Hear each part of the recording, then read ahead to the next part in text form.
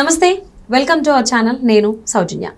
కేంద్ర ఎన్నికల సంఘం తీసుకున్న నిర్ణయంతో జగన్మోహన్ రెడ్డి కళ చెదిరిపోయిందా అంటే అవుననేటువంటి సమాధానం వినిపిస్తోంది. ఈ అంశానికి సంబంధించి వారి విశ్లేషణని మనతో పంచుకోవడానికి ఈరోజు మనతో పాటు ఉన్నారు సీనియర్ పొలిటికల్ అనలిస్ట్ రాజేష్ అప్పసన్ గారు ఉన్నారు. వారితో మాట్లాడదాం. నమస్తే అండి. కేంద్ర ఎన్నికల సంఘం తీసుకున్న నిర్ణయంతో జగన్మోహన్ రెడ్డి కళ చెదిరిపోయింది అనేటువంటి సమాధానం వినిపిస్తోంది. ఏంటి అని అంటే వాలంటీర్లని ఎన్నికల విధులకి అసలు ఉపయోగించద్దు, సచివాలయ సిబ్బంది అనేది కేవలం వీళ్ళకి ఇంకి పెట్టడానికి మాత్రమే ఉపయోగించండి అని చెప్పేసి అని ఎన్నికల సంఘం చెప్పింది. సో ఇదే నిర్ణయం తీసుకుంది, ఇదే ఫాలో అవ్వాలి ఇప్పుడు వైసీపీ ప్రభుత్వం అన్నట్టుగా వార్తలు వస్తున్నాయి. ఇది ఎంతవరకు కరెక్ట్? పాపం జగన్మోహన్ రెడ్డి కళ చెదిరిపోయినట్టేనా? అనుకున్నదే అనుకూలంగా ఏది జరగట్లేదా? 2019లో పదవి బాధ్యతలు చేపట్టిన జగన్మోహన్ రెడ్డి గారు ఒక రకంగా వ్యవస్థల్ని గుప్పెట పట్టుకొని అన్ని వ్యవస్థల్ని తన పాదాక్రాంతం చేసుకొని పరిపాలనని తనకు అనుకూలంగా మలుచుకొని రాబోతున్న ఎన్నికలకి వ్యూహాలు సిద్ధం చేసుకుంటూ వచ్చారు. ఆయన ఎజెండా సక్సెస్ఫుల్గా అమలుపరచడానికి చాలా స్థాయిల్లో చాలామంది అధికారులు సహకరిస్తూ వచ్చారు.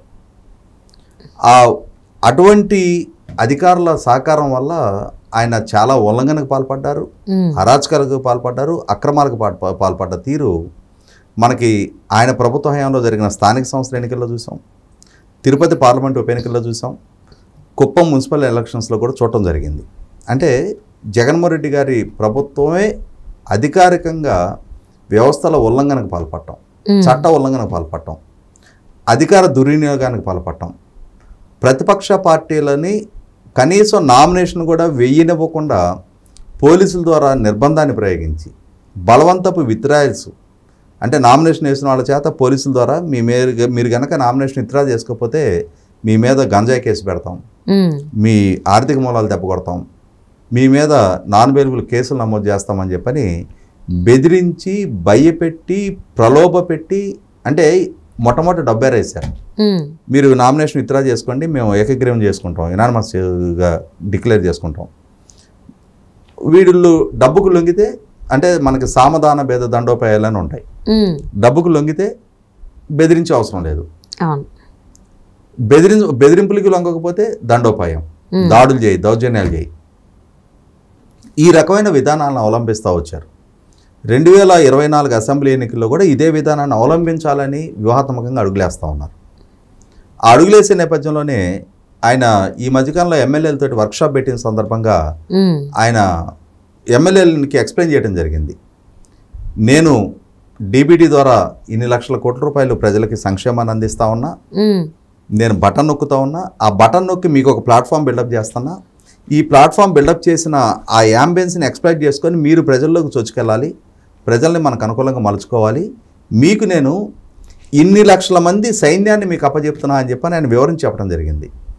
2,60,000 మంది వాలంటీర్లు ఉన్నారు, 1,30,000 మంది గ్రామ సచివాలయ, వార్డు సచివాలయ సిబ్బంది ఉన్నారు. వీళ్ళకు తోడుగా మన పార్టీ వైపు నుంచి గృహసారథుల పేరిట, సచివాలయ కన్వీనర్ల పేరిట ఇంకొక 5-6 లక్షల మంది సిబ్బందిని మనం నియామకం చేసుకుంటున్నాం.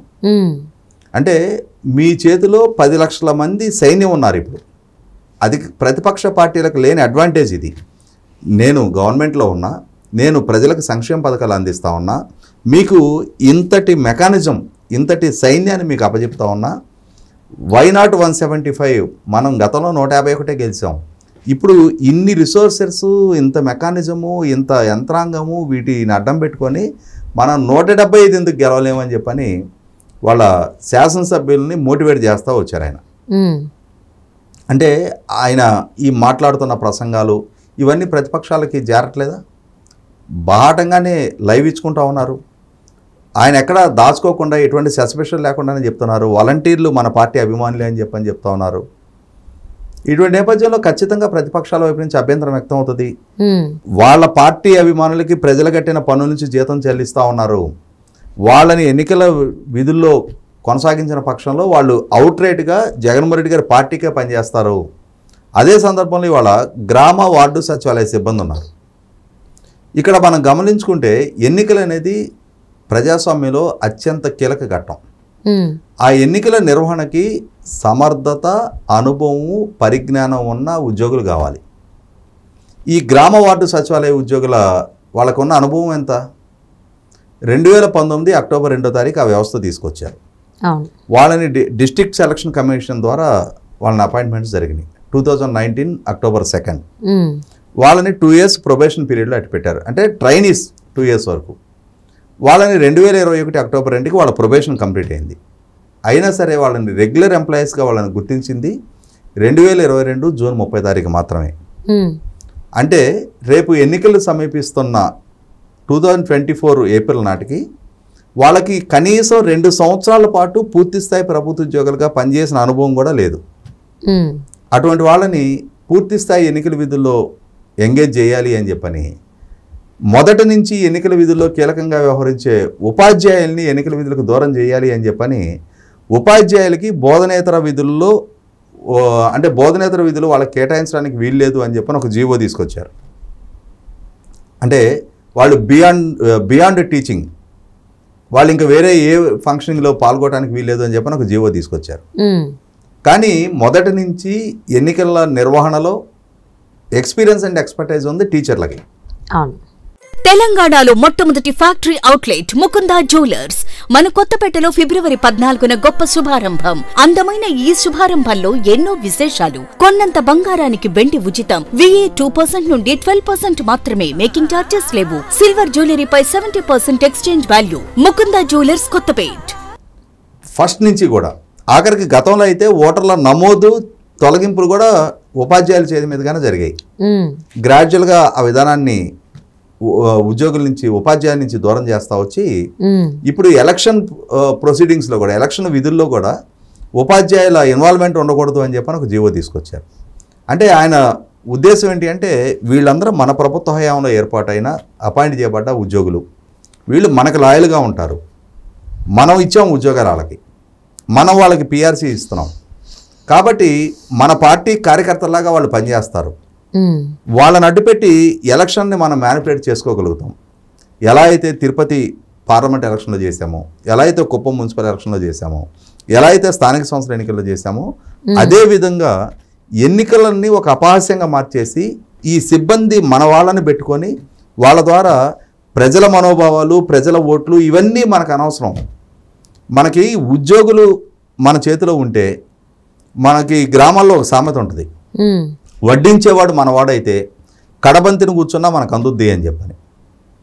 అంటే మన కోసం దాచిపెడతాడు, వడ్డించేవాడు కనుక మనవాడైనప్పుడు మన కోసం చూసుకుంటాడు. కాబట్టి ఇక్కడ ఎన్నికల విధులు నిర్వహించేది మన వాళ్ళైతే ప్రజల ఓట్లతో మనకు సంబంధం లేదు, మన వాళ్ళు గుద్దేస్తారు. మనకి గతంలోనే ఉద్యోగ సంఘ నాయకుడు బండి శ్రీనివాస్ చెప్పడం జరిగింది కదా, మా ఉద్యోగులను కుడి చేత్తో ఎడం చేత్తో ఓట్లేసి జగన్మోహన్ రెడ్డి గారిని అధికారంలోకి తీసుకొచ్చాము అని చెప్పని.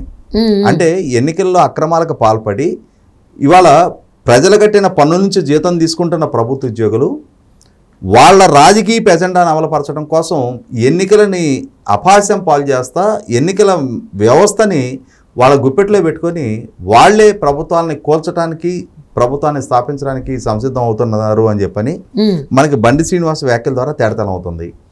అదే అంశాన్ని దృష్టిలో పెట్టుకొని జగన్మోహన్ రెడ్డి గారు కూడా ఈ సచివాలయ వ్యవస్థ, ఈ వాలంటీర్ల ద్వారా తనకు అనుకూలంగా ప్రజాభిప్రాయాన్ని మలుచుకోవాలని చెప్పని, అంటే ప్రజల అభిప్రాయాలతో సంబంధం లేదు, ఆ ఈవీఎంలు వీళ్ళే ఒత్తేస్తారు.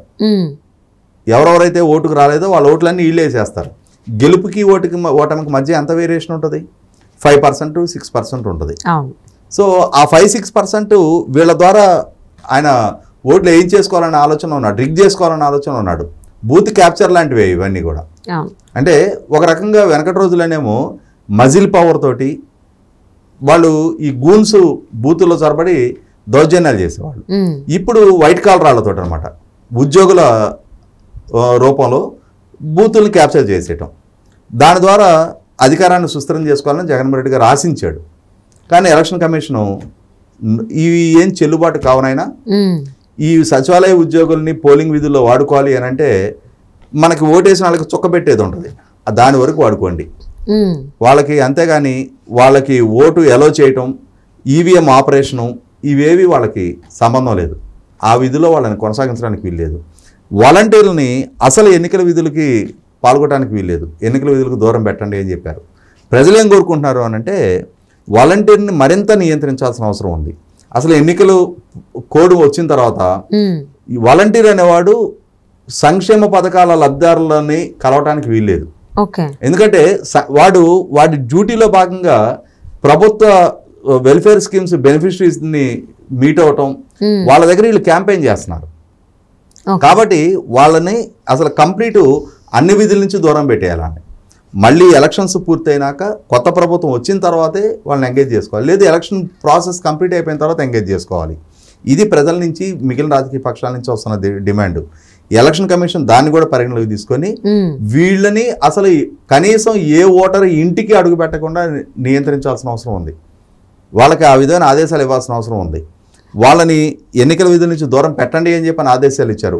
అన్నిటికన్నా ముఖ్యంగా వాళ్ళు పోలింగ్ ఏజెంట్లు కూడా కూర్చోటానికి వీల్లేదు. ఎవరెవరు వాలంటీర్లు అనేది గ్రామాల్లో ఐడెంటిఫై అయ్యి ఉంటారు. వాళ్ళని రేపు రోజున రాజకీయ పార్టీలకు ఏజెంట్లుగా కూర్చున్నా కూడా అవసరమైతే వాళ్ళని ప్రాసిక్యూట్ చేయడానికి కూడా కావాల్సిన అధికారం ఎలక్షన్ కమిషన్కి ఉంటుంది. ఇది 100% జగన్మోహన్ రెడ్డి గారి ఆశల మీద నీళ్లు జల్లినట్టే. ఆయన ఇప్పుడు ఫ్రీ అండ్ ఫెయిర్ ఎలక్షన్కి సిద్ధపడాల్సిందే. మ్యానిపులేషన్స్కి ఆస్కారం లేని పరిస్థితి ఎలక్షన్ కమిషన్ కొంత రంగం సిద్ధం చేస్తుంది. గతంలో జరిగిన తప్పొప్పులు మరొకసారి జరగకుండా కొంతవరకైనా సరే కట్టదిట్టమైన చర్యలు తీసుకోవాలని చెప్పని ఎలక్షన్ కమిషన్ యోచిస్తున్నట్టుగా మనకు అర్థమవుతుంది. 100% కొంత స్థాయిలో అయినా ఫ్రీ అండ్ ఫెయిర్ ఎలక్షన్ జరుగుద్దని ఆశిద్దాం. ఈసారి మ్యానిపులేషన్కి ఆస్కారం లేని ప్రజా తీర్పు వెలువడొద్దని ఆశిద్దాం.